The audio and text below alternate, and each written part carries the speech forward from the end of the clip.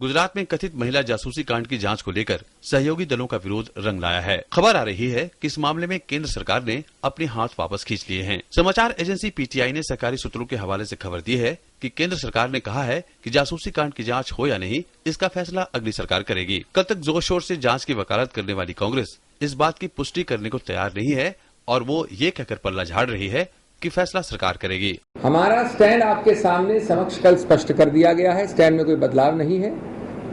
जो नियुक्ति का प्रक्रिया है, जो उसका समय है, जो उसकी टाइमिंग है, ये सब सरकारी मामले और प्रशासनिक मामले हैं। इसके विषय में अगर और जब कोई निर्णय होता है जिसके बारे में मैं इस वक्त अनभिज्ञ हूं, तो आपको मालूम हो जाएगा सरकार द्वारा। इससे पहले कल जासूसी कांड के मामले में जांच को लेकर यूपीए सरकार के दलों के बीच मतभेद सामने आए थे। एनसीपी और नेशनल कॉन्फ्रेंस ने इस समय इस तरह की जांच पर आपत्ति जताई थी। अब बीजेपी को इस मामले में कांग्रेस पर पलटवार करने का मौका मिल गया। There is nothing left to investigate in that. There is already a commission of inquiry appointed by the state government which is going into this issue. The lady in question has already made a statement. She's also sent a statement to the National Women's Commission.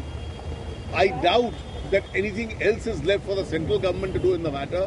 I think the state commission, which is already proceeding, which has unlimited jurisdiction, should continue to function and come out with its report. गौरतलब है कि 2 दिन पहले ही कानून मंत्री और कांग्रेस नेता कपिल सिब्बल ने कहा था कि सरकार 16 मई को होने वाली मतगणना से पहले स्नूपगेट कांड में जांच के लिए न्यायाधीश के नाम की घोषणा करेगी। पिछले साल कोबरा पोस्ट और गुलेल.com ने एक टेप जारी कर खुलासा किया था। इन टेपों में कथित तौर पर गुजरात के तत्कालीन गृह राज्य मंत्री अमित शाह और पुलिस अधिकारियों की बातचीत है, जिसमें साहब के कहने पर एक युवती की जासूसी करने को कहा जा रहा है। विपक्ष का आरोप है कि साहब कोई और नहीं बल्कि गुजरात के मुख्यमंत्री नरेंद्र मोदी हैं। यूपीए सरकार ने दिसंबर में ही जांच आयोग का गठन करने का फैसला किया था, लेकिन कहा जा रहा है कि किसी न्यायाधीश के राजी न होने के चलते इसमें देरी हुई। चुनाव के मौके पर कांग्रेस ने मोदी को घेरने का दांव तो खेला, लेकिन लगता है सहयोगियों के चलते सरकार फैसले से पलटी मार रही है। विक्रमजीत सिंह के साथ सुधाकर दास, डीडी न्यूज, दिल्ली।